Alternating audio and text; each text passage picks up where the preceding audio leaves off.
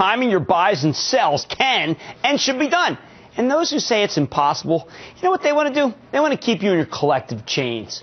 Consider me a bolt cutter, setting you free. And I want to talk to you now about a particular kind of chain that you need to be unshackled from. Let's call it the IPO chain. First, I like IPOs. We do our best to try to analyze them for you all the time on Mad Money, but they're not easy to do. So often you'll call me and you say, Jim, will XYZ IPO be a good one? To which I have to say, how the heck should I know? Because it depends where they bring the deal. Authentic Wall Street gibberish for the price of the offering and the amount of shares being offered. Okay, so let's say XYZ is coming public and there'll be 50 million shares outstanding when the deal's done. If the bankers talk about bringing the deal at 20, well, yeah, 20 times values the company at $1 billion. $20 price times 50 million shares.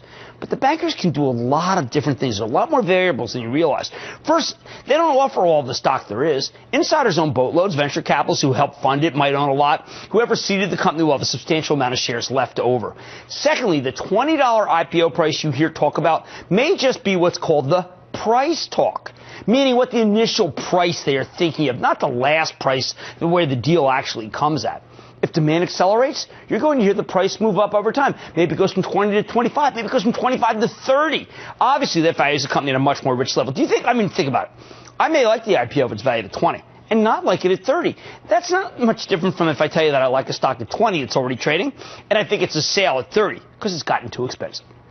Layer on a third variable. The bankers, if they want the stock to pop, in other words, if they want to generate what's known as a hot deal, one that immediately goes to a premium from where it opened after it opens. In other words, premium from where it's priced after it opens, they can hold back stock. This is crucial, ladies and gentlemen. So let's say, again, XYZ has 50 million shares outstanding. The bankers, after canvassing all the potential buyers through the road shows, talking to their clients, getting what's known as indications of interest, might sense that while the company has 50 million shares, there's only demand on this IPO for 10 million shares to be sold if it's priced at $20 per share. They issue 50 million shares, and the stock might just wallow. But the opposite is true, too, if they cut back the number of shares offered. Remember, these bankers are experienced. The syndicate managers, as they are known, can figure out how to make a pop and how much of a pop they want, simply by severely cutting back the number of shares they offer. Of course, it's all done give and take with the issuer.